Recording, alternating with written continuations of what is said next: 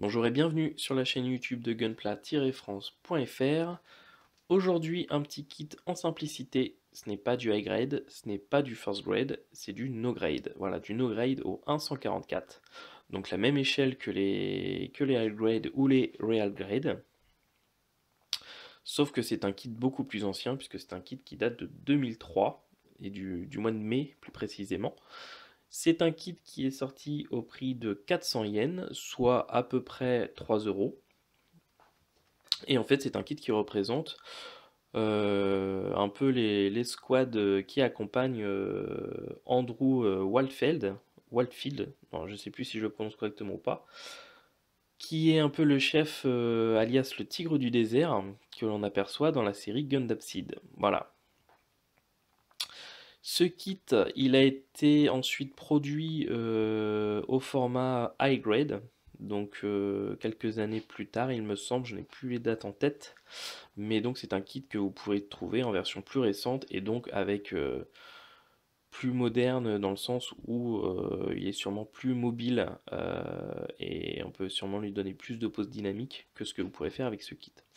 Voilà. Moi, ces kits, je les aime bien parce qu'en fait,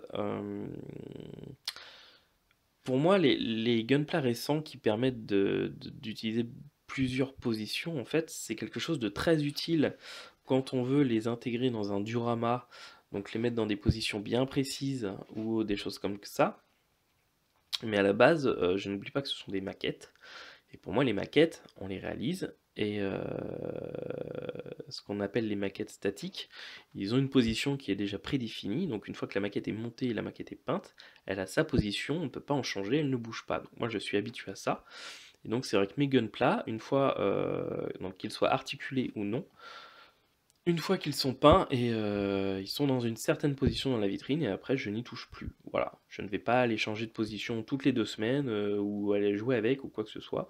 Pour moi ça reste des maquettes, ce n'est pas des jouets. Donc ça a une position fixe dans une vitrine. Voilà.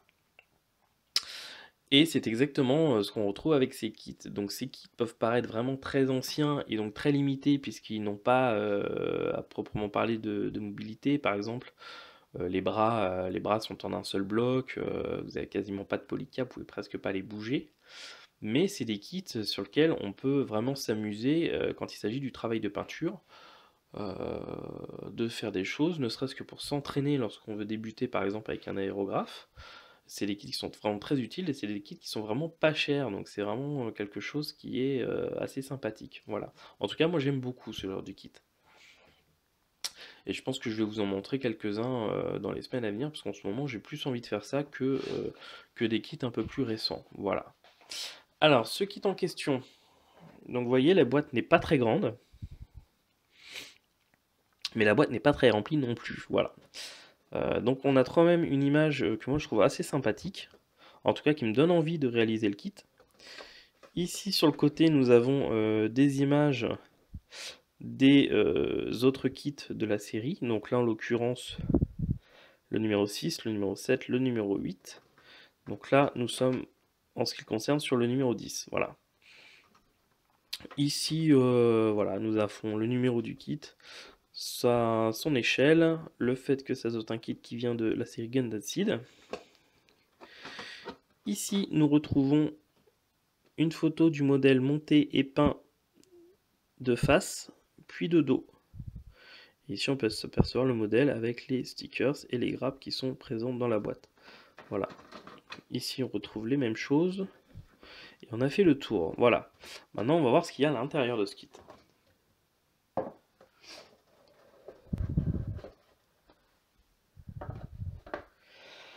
Alors, à l'intérieur de ce kit, nous allons retrouver 3 grappes en tout. Donc, vous allez avoir une grappe qui comporte, je vais vous la mettre comme ça, qui comporte ici le corps du gunpla. Alors, évidemment, ce sont des kits où chaque partie quasiment est en deux, c'est-à-dire que le bras est en deux parties, les jambes est en deux parties, le corps est en deux parties, la tête est en deux parties, et donc ça fait partie des kits que vous allez devoir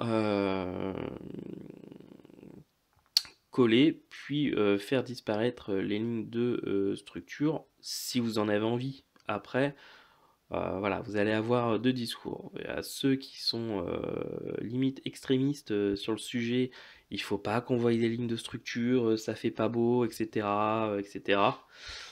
Moi, très honnêtement, je m'en fous absolument royalement. En fait, tout dépend. Si moi le kit me plaît, monter et qu'on voit une ligne de structure et qu'elle me gêne pas plus que ça, je vais franchement pas m'embêter à passer 1 heure ou deux à coller les joints, poncer, etc., etc., etc. Souvent, c'est une perte de temps et ça enlève parfois le plaisir finalement de réaliser sa maquette. Donc en fait, tout dépend du kit. Si vraiment vous voyez que laisser la ligne de structure va être quelque chose qui va enlaidir le kit, mais en ce qui concerne vos goûts à vous, et ben vous l'enlevez. Et puis si vraiment vous estimez que ça vous dérange pas, et ben franchement vous embêtez pas, laissez-la. Et puis tant pis pour ceux qui vous diront ah ouais non t'as laissé la ligne de structure, c'est complètement affreux. Voilà, franchement j'ai envie de dire vous en avez rien à foutre. Voilà. Donc tout dépend de vous. Moi, en ce qui me concerne, pour ce kit-là, je pense que pour certaines parties, je vais faire disparaître la ligne de moulage. Et puis pour d'autres, peut-être la laisser. Je sais pas encore, je vais voir, ça va vraiment être au fur et à mesure où je vais monter le kit. Bref, sur cette grappe, vous allez donc retrouver les deux parties de la tête. Ce qu'on pourrait appeler une aile, oui, une aile. Donc gauche-droite. L'autre partie qui va venir s'insérer en dessous, donc dans cette partie-là. Ici, donc c'est le corps du kit. Ici, c'est au niveau du cou en fait qui va tenir la tête. Donc ça, c'est pour la première grappe. Sur la deuxième grappe, nous allons trouver alors soit les pattes avant, soit les pattes arrière. Et puis un des deux canons qui est donc porté au niveau du dos du kit. Et puis la deuxième grappe en fait est identique quasiment à la deuxième. On va juste avoir quelques pièces supplémentaires qui se mettent au niveau du torse. Voilà. Donc au niveau des pièces principales, ça se résume à ça. Et puis quelques polycaps. Voilà. Et évidemment, en 2003, il y avait déjà les fameux stickers. Voilà. Donc à voir si je vais les utiliser ou pas. Ça va dépendre. Si c'est trop embêtant de faire ces parties-là en peinture, bah, je utiliserai peut-être les stickers. Et puis si je suis motivé, bah, je me passerai des stickers et je ferai tout à la peinture. Voilà.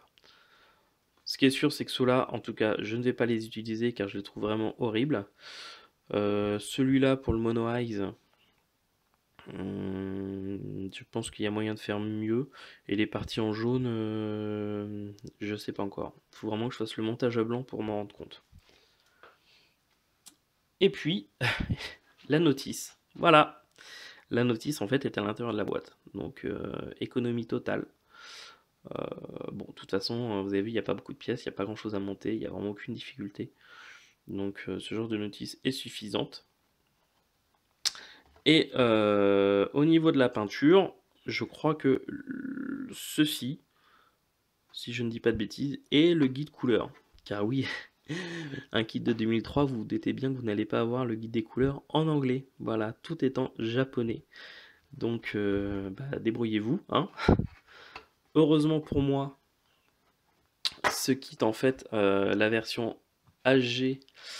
Alors, il y a un site, si vous ne connaissez pas, qui s'appelle Mecha 9, je crois.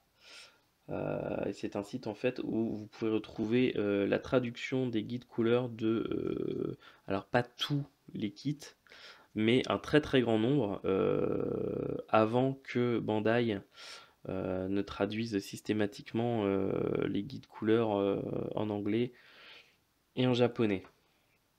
Voilà, donc j'ai retrouvé le guide couleur de ce modèle en version HG, donc étant donné que c'est les mêmes couleurs, je vais réutiliser ce guide. Et puis voilà, je vais donc pouvoir le peindre avec normalement les couleurs officielles. Je vous dis donc à bientôt, je vais attaquer le montage de ces kits, je vous montrerai le montage à blanc, puis le modèle monté et peint, et je vous dis donc à très bientôt pour une prochaine vidéo. J'espère que celle-ci vous a plu, je vous remercie de vous être abonné sur la chaîne. Si le cœur vous en dit, n'hésitez pas à mettre un petit pouce bleu. Alors ce qu'il faut savoir, c'est que sur YouTube, pour ceux qui ne le sachent pas, plus il y a de pouces bleus sur une vidéo, et plus les vidéos apparaissent lorsqu'on recherche un sujet en particulier. Voilà, voilà. Allez, à ciao tout le monde!